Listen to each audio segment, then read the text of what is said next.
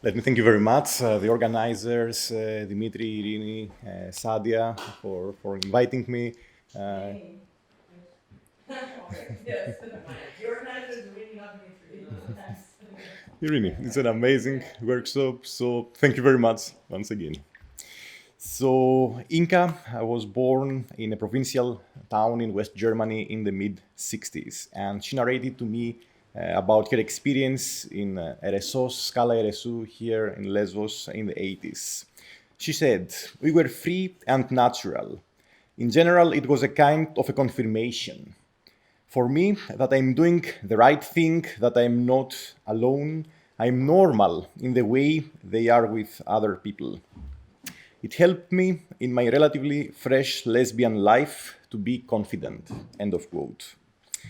This is one of the possible repercussions of transnational encounters for individuals engaging in same sex practices in the era and the location under study, which this paper is examining. In particular, lesbian scenes have been expanding in the so called West since the 70s. Simultaneously, transnational contacts among lesbian women have been intensifying. The paper probes the relationship between these two processes. It focuses on the transnational contacts of lesbian women in Eresos, Scala Eresou in particular, but I will refer to Eresos in general as well. It explores the 70s and 80s when this location became a significant entrance point for transnational cultural transfers among lesbians across the globe. The presentation addresses the following questions. What was the motivation of lesbian women from West Germany and Greece to travel to Eresos? How did the encounters between West German and Greek lesbian women, but also between them and women from other countries who visited Eresos, affect the attitudes of the West German and Greek lesbian women to sexuality on vacation and in their everyday life? How did the emergence of HIV/AIDS and the relevant debates affect their experience? And finally, did those contacts of the West German and Greek lesbian women reinforce power asymmetries among them, linked to their geographical origin, social class, and attitude to gender identity, trans and cis women? I focus on queer individuals from West Germany and Greece to explore whether the different geopolitical and financial condition of those countries helped shape the mental mappings that were reproduced in those encounters. So, in particular, did West German tourists treat Greek ones as so-called backwards in terms of gender and sexuality?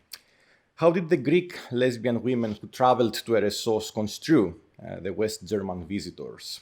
Overall, did their interaction reinforce a mental mapping placing West Germany to the so-called center of Europe in terms of development of novel gender and sexual practices, and Greece to the periphery, or not really? My main argument is that Eresos served as a portal of globalization for same-sex desire. In using this notion, my analysis rests upon the concept of the portals of globalization as formulated by Midel and Naumann in 2010, and the notion of globalization. Concerning the former, the portals, Midel and Naumann mentioned that, I quote, "By such portals, we mean those places that have been centers of world trade or global communication, have served as entrance point for cultural transfer, where institutions and practices for dealing with global connectedness have been developed." End of quote. This paper treats Eresos as a global point for cultural transfer, where practices for dealing with global connectedness have appeared. Moreover, in employing the notion of globalization, the paper resonates with what Roland Robertson, the sociologist, has argued, and he has mentioned that homogenizing and heterogenizing tendencies manifesting transnational flows are mutually implicative. So Eresos was a dynamic field of conflict and interaction. It helped shape lesbian women from different countries, but the actual impact of their stay there differed due to their gender, social class, and geographical origin. And while the encounters in which those people got involved became global, as I will explain later on, their outcome varied according to their specific social background. In putting forth this argument, I would like to make a contribution to the history of sexual transformations in the 60s, 70s, and 80s, namely to help overcome the methodological nationalism that is entrenched in several relevant works about this era in Europe. And such works, for example, by historian Peter Stearns, tend to focus on how sexual norms and practices changed in a specific country, sometimes in comparison with another one. However, they tend to neglect the transfers of people and ideas among those countries. Moreover, I would like to engage in dialogue with the very important work of Venetia Kantsa on Eresos. I would like to stress perhaps a little bit more how the travel to Eresos was in connection with other mobilities, especially migration from Greece to West Germany that had happened before or after the travel of those women to Eresos. My analysis rests also upon interdisciplinary approaches to spatial mobility, so I would like to touch upon this element of the workshop, especially as recently formulated by Christian Gross and Nadine Fernandez. So their work, I believe, is particularly important because they have shown the numerous and often unexpected repercussions of mobility on sexual patterns. I would also like to connect their analysis with the approach of John Urey and Mimi Scheller towards the mobilities paradigm, in the formulation of which Scheller and Urey have played a key role.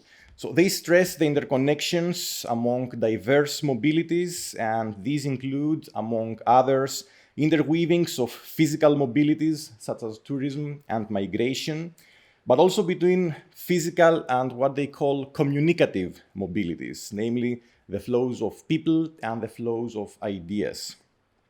I will try to address both those interconnections in the case of intimate mobilities, in which the queer individuals in question have engaged, trying to examine how they have helped shape an uneven space, how the space of Eresos was experienced in different ways by lesbian women who differed in terms of background.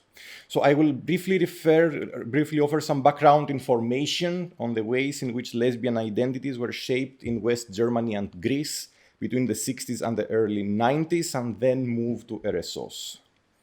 So in the case of West Germany and Greece, lesbian relations had never been illegal. However, there is a change in terms of everyday life practices and politics from the 70s on. So research on homoerotic relations among women in both those countries for the era starting after 1945 is quite limited. However, there are diaries, memoirs, where these are mentioned both in the case of West Germany and in Greece. What happens in the 70s and 80s is an expansion of a lesbian scene in the urban centers of both countries. There are lesbian cafes and bars that appear in cities in West Germany, such as Hamburg and West Berlin, as well as lesbian magazines, such as Lesben Presse between 75 and 82, and Unsere Kleine Zeitung between 75 and 2001. Lesbian bars appeared in Athens and Salonika, in Athens already from the very late 60s under the dictatorship, and in Salonika during the 80s. In the meantime, the lesbian magazine Lavris was briefly published in Greece in 1982 and 1983. During the 70s, what also appeared in several countries in the so-called West was the gay and lesbian liberation movement. Similar tendencies emerged in West Germany already at the beginning of the 70s, whereas in Greece after the collapse of the dictatorship and in fact towards the very late 70s. Lesbian activists in West Germany and Greece found themselves between gay activists and heterosexual feminists, having a relationship marked both by interaction and quite often by conflict. The expansion of the lesbian spaces and the emergence of lesbian protest movements was part and parcel with the mapping of spatial mobility of lesbian individuals. The latter was certainly not this movement a novel phenomenon of the 70s, but what transpired from the late 60s on were growing references, growing reports on lesbian spaces as well as lesbian activism, which were meant to encourage lesbian women to travel to other places and countries and get in contact with subjects with the same sexual orientations as theirs who lived there. Those references appeared in the West German magazines that I have already mentioned. Besides these, they were to be found in international travel guides, for example, Gaia, which was first published in 1974. Still, the 70s did not simply mark an era of growing self-expression and transnational connectivity among lesbian women. There was an era of reflection as well as of setting norms among lesbian women. The very meaning of the term lesbian was under reconfiguration. So for separatist strands of the emerging women's liberation movement in West Germany and Greece, which endorsed a women-initiated separation of women from men in institutions, relationships, roles, and activities that are male-dominated, lesbianism did not simply refer to sexual relations, but more broadly to strong bonds of solidarity among women, among potentially all women. In this vein, those feminist voices argued that all women were in this sense potentially lesbian. Women who engaged in same-sex relations did not necessarily agree on this broader definition, though, so it was a point of conflict. Simultaneously, those separatist voices wished to establish a coherent community of women, something that I will stress later on in my presentation, and underlined their unity rather than potential divisions due to differing background in terms of social class, so-called race, and age. In so doing, however, as becomes evident later on, when I'm talking about Eresos in particular, this emphasis on unity often ended up privileging the perspective of white, middle-class, cis women. So this growing expansion of lesbian scenes, which carried the potential for simultaneously more empowerment for, but also for setting norms among lesbian women, were linked to their spatial mobility, to which I will now move, referring to Eresos. So according to anthropologist Venetia Kantsa, already from the late 70s and the early 80s, feminist lesbian women from several countries, for example, West Germany, the UK, Australia, the USA, Greece, but also a little bit later on from Lebanon and the Middle East in general, they began to visit Eresos. Some of them traveled there even once annually. It was a kind of a secular pilgrimage. From the mid-80s on, the number of lesbian women who visited Eresos increased substantially. Greek lesbian women also began to visit Eresos, especially from the 80s on. Eresos was publicized in the international travel guides and the magazines I have already mentioned. However, quite interestingly, in the case of Greek lesbian magazines, at least in the early 80s, there were very few relevant references. So my narrators, both from Greece and from West Germany, mentioned that they learned about this location through the word of mouth. The spread of information about Eresos among Greek lesbian women was also facilitated by a combination of mobilities in which they got involved. The case of Niki Karasavidou, I'm using pseudonyms, born in the 50s and coming from a middle-class family in Salonika, is telling. She studied in Italy in the 70s and early 80s, and she participated there in the activities of a lesbian commune in Rome. While being in Italy, another Greek student informed her about the lesbian community in Eresos, and from the early 80s, she began to visit the place and engage with other women traveling there. In the representation that spread also among Greek and West German lesbian women through the word of mouth, what figured prominently was the perception that Eresos was an international meeting point for lesbian women, and what was very important in this narration was that this had been the location where Sappho was narrated to have been active, and thus the place was portrayed as carrying an aura that facilitated same-sex relations among women. So you can see here an interplay between communicative mobilities, the flow of ideas, representations of the island, and the actual physical mobility of women there. The influx of lesbian women from diverse countries helped create, according to Kantza, a transnational lesbian community. And the understanding of lesbianism in this community was in a quite complex relationship to sexuality, as the community contained but was not confined to sexual relations among women. Lesbian women in Eresos were potentially friends and potentially lovers, as Kantza argues quite convincingly. Moreover, practices through which this community was enacted included lighting fires on the beach and collectively singing next to them, discussions in local tavernas, engaging in sports, and excursions with motorbikes to other parts of Lesvos island. In general, traveling to and staying in Eresos, what has appeared in the oral testimonies that I have collected, marked a rupture in terms of the autobiographies of the visiting women. It empowered them, allowing them to express their sexuality, which was not always the case. It was not always easy in the places where those women resided, for example, in Greece or in provincial towns in West Germany.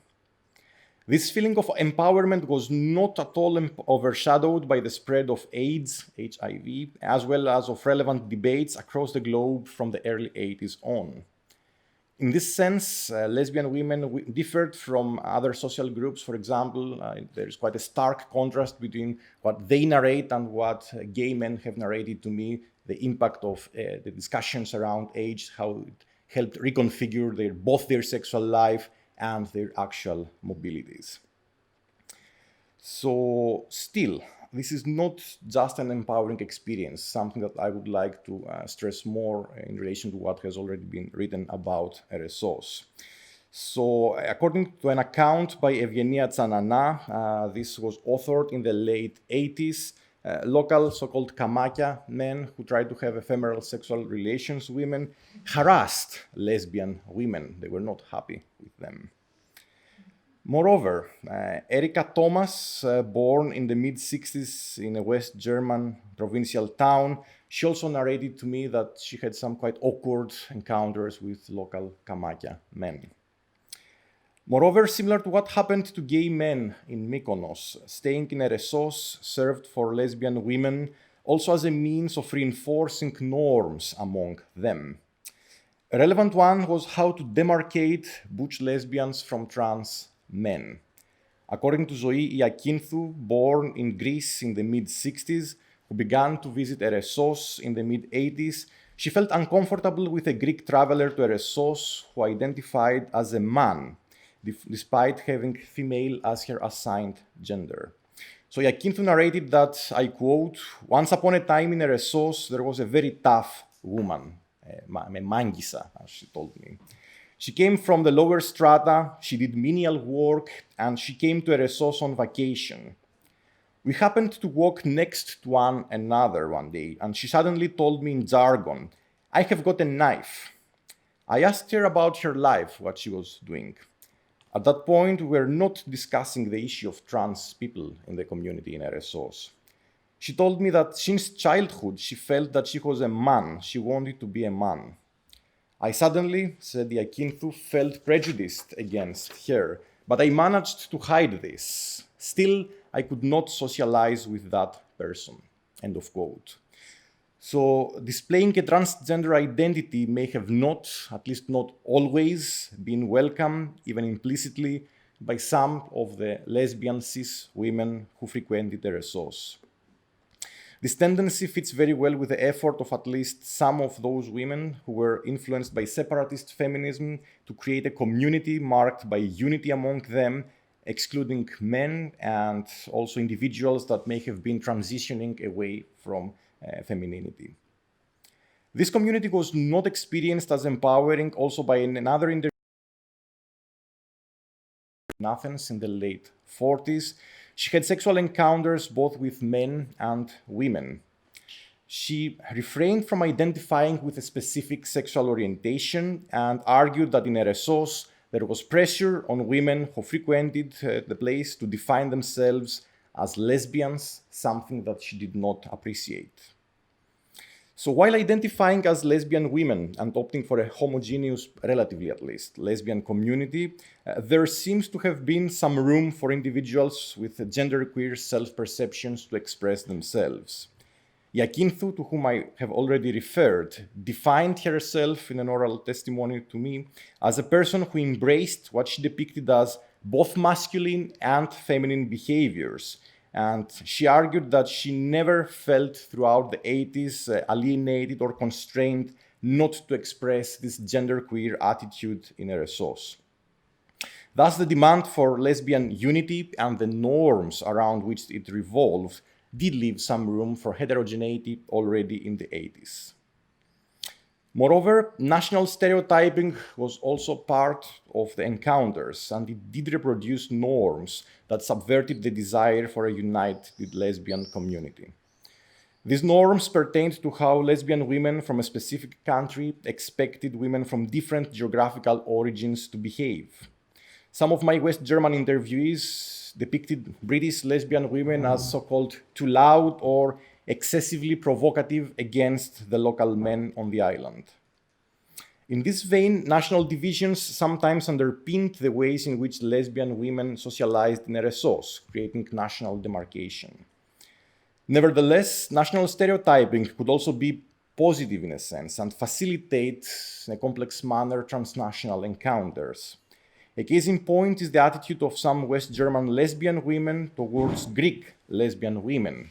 So, as appears in oral testimonies from women from both groups, some of the former treated the latter, the Greek lesbian women, in a quasi-essentializing manner as carriers of the so-called spirit of Sappho, and thus the West German lesbian women sought to develop friendly and sexual relations with them. What appeared was a process I would like to label as simultaneously peripheralization and deperipheralization. So West German lesbian women viewed both the location and the Greek lesbian women as a means of achieving sexual fulfillment and confirming their sexual orientation.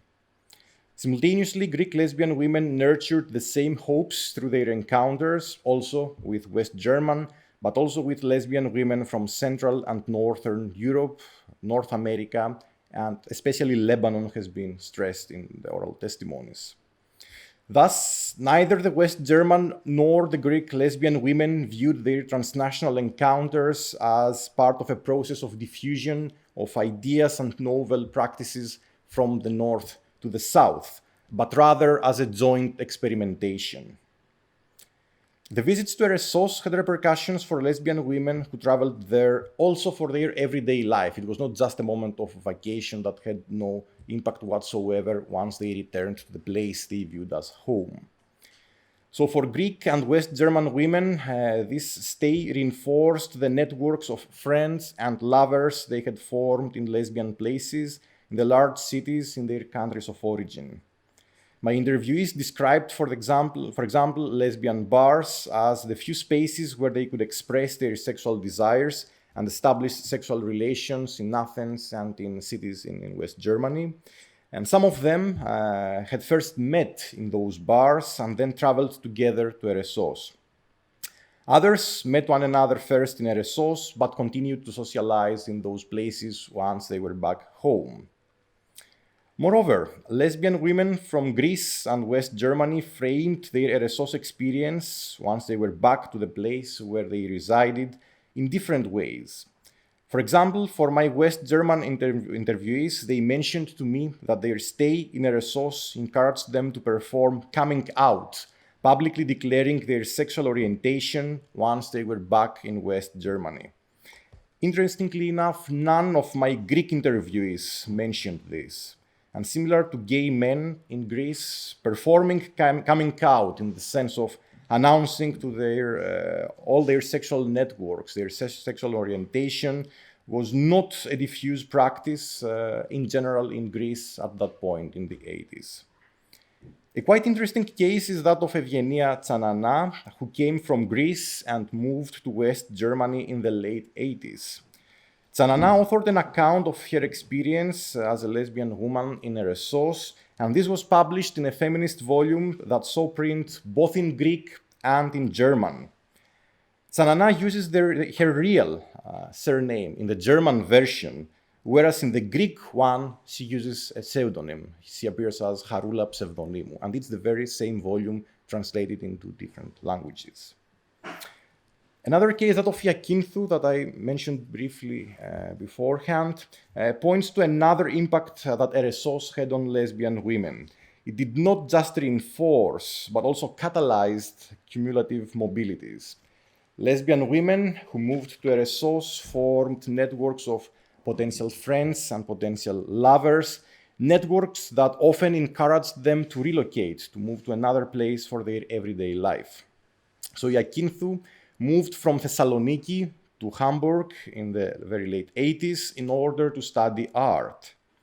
While her mobility was not directly related to her sexuality, it was facilitated, as she narrated, by the fact that she would stay there with her lover, Christa Paulus, German, born in the mid-60s in a provincial town. Iakinthou met Paulus in Athens through a friend of hers that had met Paulus in Eresos. And simultaneously, Paulus, with whom I have also discussed, also met in Eresos some lesbian women from West Germany who narrated to her about their opportunities to express their sexuality in Hamburg. So shortly after visiting Eresos, she moved from the small provincial town to Hamburg and has stayed there for several years. A little bit later, she also met a lesbian woman from Australia with whom she kept into contact, and then after 10 years, she also moved and lived in Australia for also quite a few years.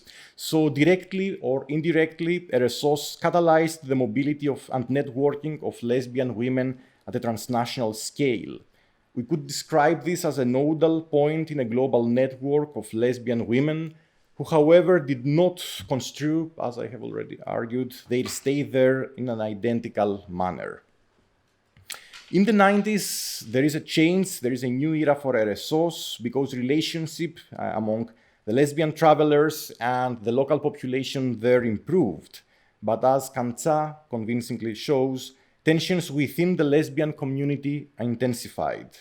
I believe that this issue merits further analysis, especially with regard to whether those tensions helped reconfigure power asymmetries among lesbian travelers with regard to their attitudes to nation and social class. So I will not expand on that.